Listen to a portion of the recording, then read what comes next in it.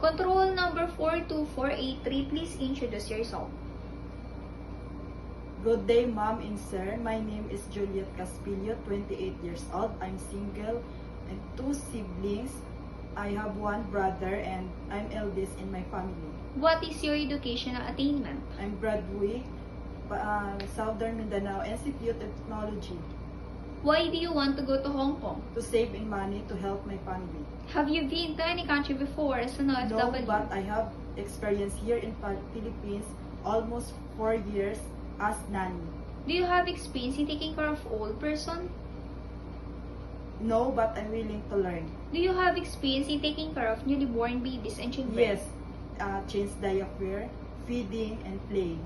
Aside from your daily household works, what other special skills you can do? Cooking. What foreign dishes can you cook? Filipino food, sinigang, adobo, paksiw. Describe yourself as an housemate.